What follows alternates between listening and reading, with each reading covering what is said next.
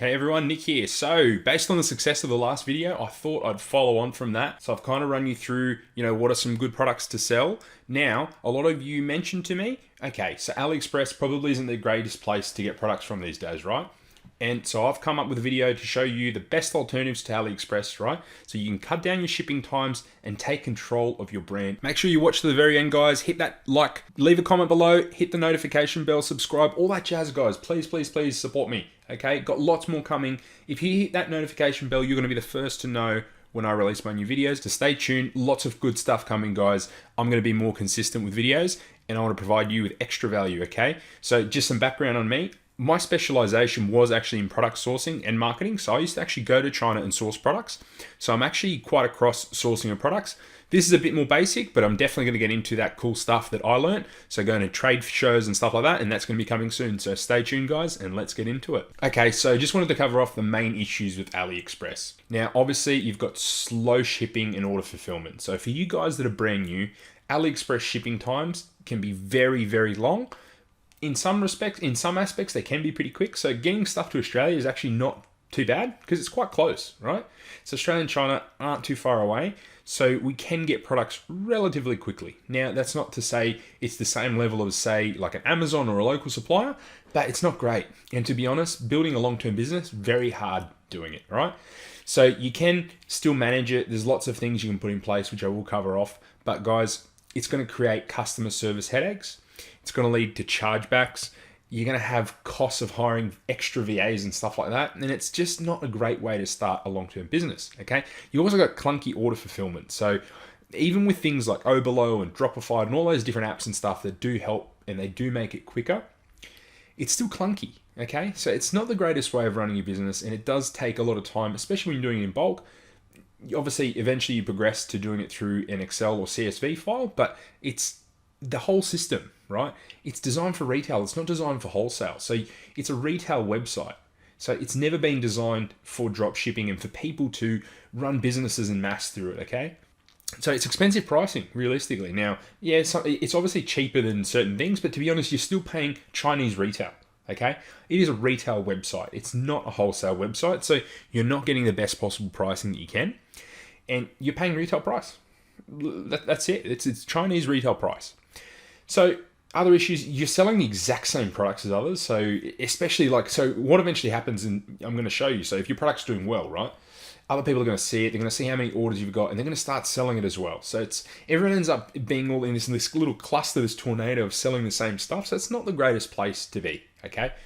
So you also lose control of your quality, right? So factories, when you visit a factory, number one question you want to ask them is actually, what's your QC process? So your quality control process. Now, if they don't have a good process, and you've got to drill them on this, right?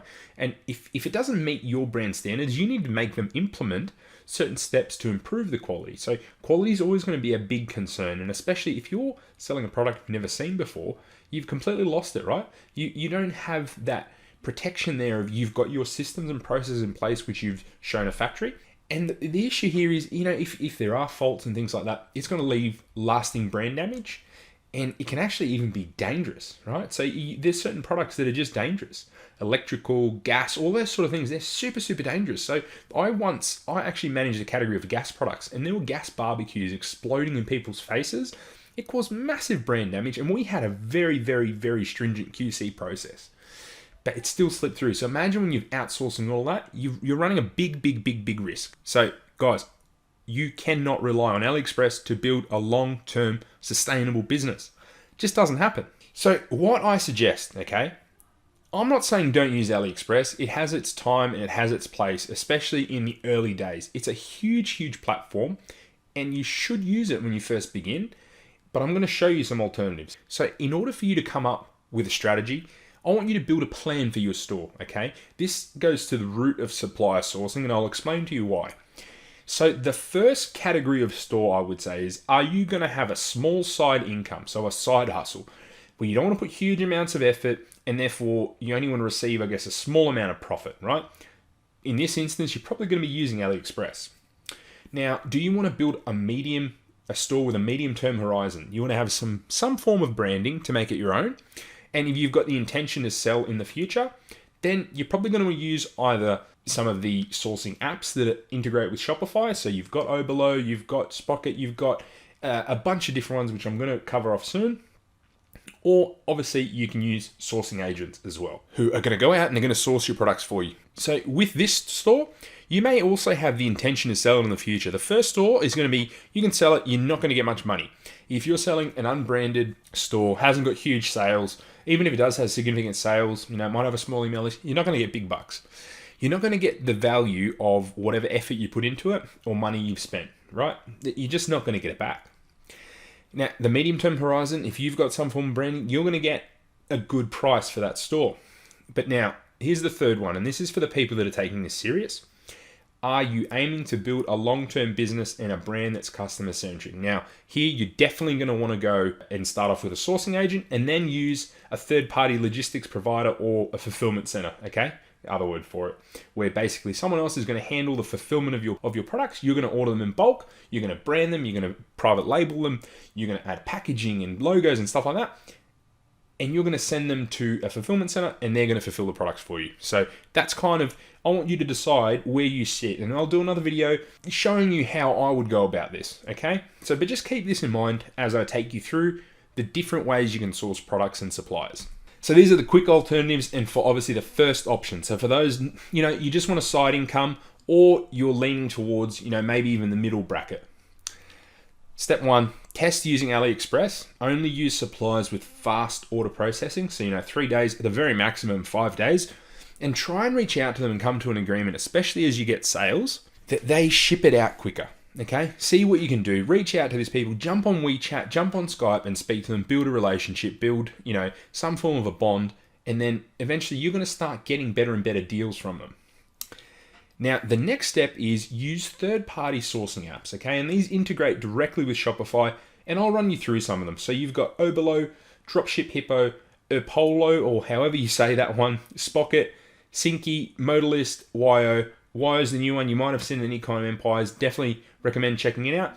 So all of these here, guys, are third-party sourcing apps, and it's kind of an in-between kind of AliExpress and a sourcing agent. You basically have a supplier who's going to ship things out quicker. Now, some of them can do branding, and it might cost you a bit of there might be a minimum order quantity or some kind of cost attached if you do that. Obviously, it's a bit more expensive for them. And you may find that pricing is a little bit more expensive, due to faster shipping. Obviously, as you order more quantity, they're going to be able to order larger amounts. They're going to handle some of that, that bargaining there. And especially if they've got other people selling it as well, they're going to have that bargaining power, which you won't with AliExpress. Aim to have ones with US warehouses or that have quick shipping and processing times. So, have a play around with those guys. Go into them and have a look. So I'll quickly take you through some of them right now.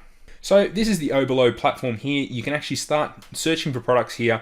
They actually do have verified suppliers of their own through here and stuff like that. So, which is great. You're going to be able to order through here.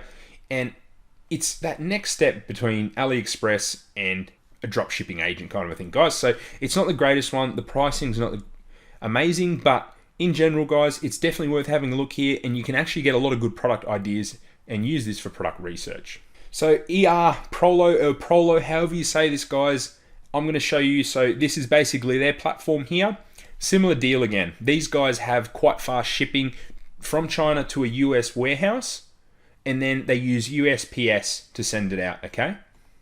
So as you can see here, they use a Chinese warehouse, so they store the products there. They ship it to a US warehouse, and then they send it to obviously the customer. If it's already in the warehouse, and it's a product that's obviously got quite high turnover and it's not branded, then the customer's going to probably get it even quicker. So great thing about them, they handle the QC and stuff like that as well. So you've got that added layer of confidence there that they're going to be sourcing products that are of quality, and they're taking that on board. So you've got that extra. So obviously the factory that first produces it is going to check it. So you've got that added confidence, guys. These people are doing extra quality control. You can feel a bit more comfortable that your customers are getting products of quality, and you're not going to have as many chargebacks. So other cool thing, guys, these guys can also do some form of branding. They can actually customize your invoice, add logos, stickers, gift cards, which is really good. It's that next level of detail, guys. Even look at these customized scotch tape, stuff like that. customized boxes. This is really cool, guys. You know, you can have gift certificates in here, so gift cards so they can come back and spend more. Definitely recommend checking these guys out. And I think this is a great idea. And you know what, guys? There's loads more of these out there. So have a look at Spocket as well. These guys also do to the EU. So if you're selling in the EU, this is another good way to do it, and to the US. So great site. Go through this. I've used these guys myself. They're excellent. So here's another good way, guys, aside from AliExpress, and that's Spocket. So the other one, guys, that I recommend is Drop Hippo. The owner, manager, whatever you want to call him, the CEO, he is actually in the group. So if you want to reach out to him, I want to get him on and actually speak to us about they have a US warehouse. They obviously provide faster shipping times. And guys, they tend to have a lot of the winning products on here. So jump on here, test some of these products, and they're going to be able to help you a lot. So super helpful people. Jump on board. Make sure you use this app. Give it a crack, guys. So the other two guys that I recommend you check out are Synchy, Modalist, and then, as I said, Wyo. So moving on, let's go on to the next section where I'm going to discuss getting a sourcing agent. Let's jump into it. Okay, so working with sourcing agents. Now, guys, just so you can understand, even big retailers use sourcing agents. So in my job, I actually found that sourcing agents were often able to get better pricing than the retailer themselves because they buy in huge quantities. They might be sourcing for 1,000 different companies. So, and if 20 of them are buying the same thing, they're going there with huge quantities, huge bargaining power. It's in their interest to really help you. They can help you with tooling costs. So anyone that's ever made anything in China knows that if you customize a product, the machines need to be retooled, and the tooling cost is huge. It can be on certain products like I had developed, the tooling cost might have been 40,000, 100,000.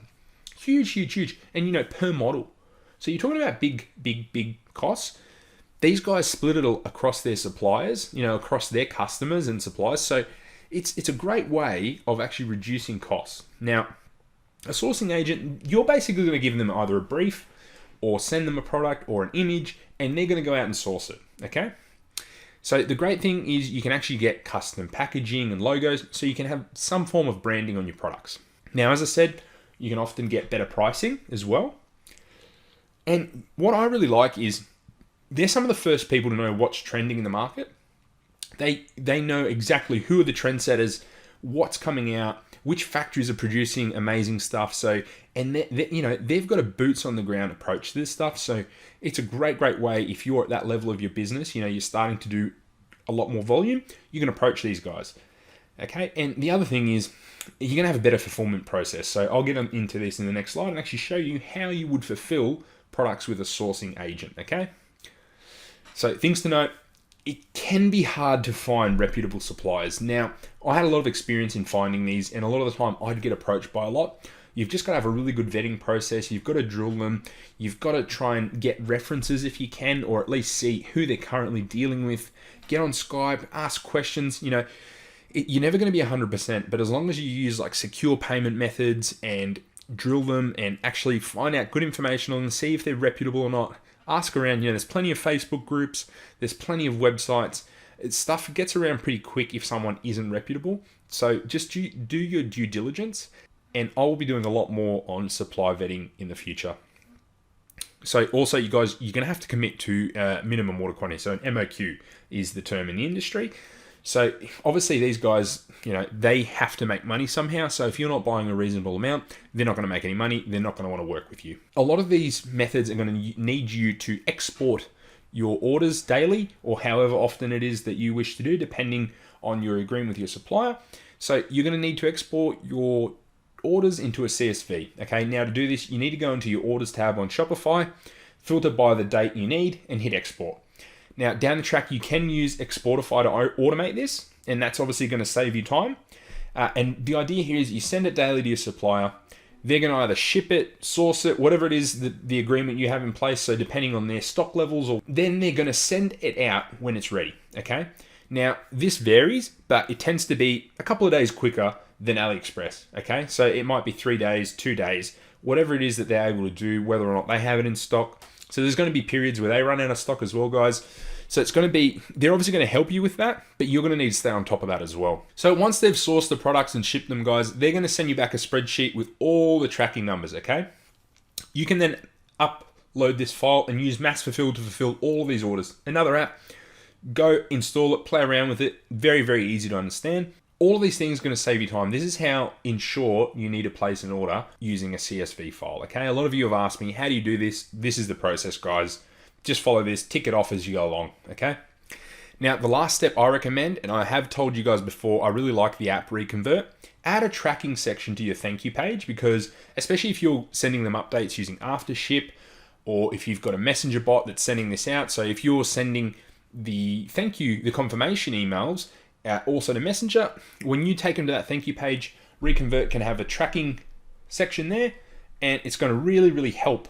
So lastly, guys, okay, third-party fulfillment and warehousing. This is for people that are taking it really serious. They've grown to a level in business where they really want to brand it. And if you get to this stage, guys, you're going to be able to sell your business for 6-7 figures if you're doing reasonable sales, okay?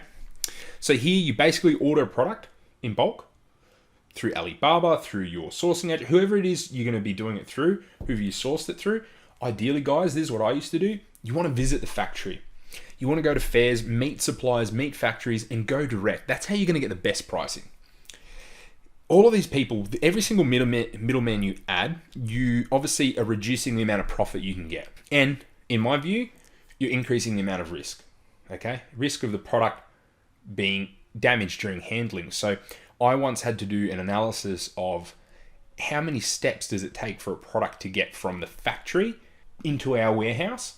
And if you would be absolutely gobsmacked, it was like 85 different steps, okay? It was huge. The benefits of this are faster shipping and far more control of your inventory and your supply chain, okay? So guys, these warehouses are all over the world. You're gonna have them in your own backyard. You just need to have a Google to see who does it. There's a lot of big companies, like in Australia, there's Toll, there's Sendle, there's all sorts of people that are able, you could even send this direct to your house if you're trying to save money. If you're going to this stage, you're probably not. There's also things like fulfilled by Amazon. You can actually send this stuff to an Amazon warehouse and Amazon can fulfill it. Even though you're using your Shopify store to sell the products, Amazon's going to fulfill it. So some common ones that are used by dropshippers, guys, are ShipBob and FlowShip. So you've probably seen those on a lot of other channels. I'm not going to go into them in great detail. Check them out if you're at that stage. These guys have warehouses in the US. You're able to ship your products there. Now, guys, keep in mind that this stage is actually going to be quite a lot of work, and there's going to be quite a lot of costs, unseen, seen, and that are going to build up over time. You're going to have the shipping, handling, all sorts of things that are going to add up on the cost of warehousing. Just remember, you're going to have quick shipping. You're able to build this brand, right? You're also going to have more paperwork and time that needs to be invested in this, guys. You need to learn about customs, taxes, managing inventory levels, things like that. Because if you have multiple warehouses, you need to work out, do I need to send 1,000 there, 2,000 there? You need to work that out, okay? Obviously, guys, you're going to want to charge a bit more for your products with this. You're going to have something that's branded or something that's unique or something that you've created yourself. You're going to be able to charge that extra. You're going to potentially be able to charge for shipping. And you're going to be able to charge more for faster shipping, yeah? And you're also going to have more repeat customers. People are going to have a good experience with you. You're not going to have as many chargebacks or refunds.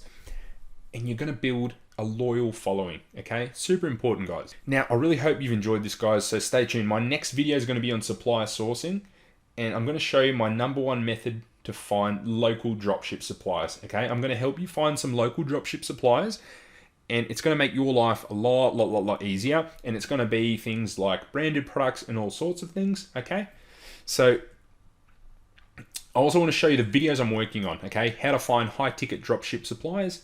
As I said, my #1 method to find local dropship suppliers, how to increase your average order value with upsells. So that's one that I mentioned last week. Why Google and Facebook ads aren't getting you sales. So I'm going to dive into that and diagnose some of the common issues. I got asked today about smart shopping campaigns, so I'm going to cover them off in a bit more detail. And I'm going to show you a bit more about an insight into how to start a digital agency with small initial investments. So definitely stay tuned for that, guys. Hit that thumbs up, turn on the notification bell, subscribe, all that jazz. Got lots of stuff coming, and I really appreciate you watching.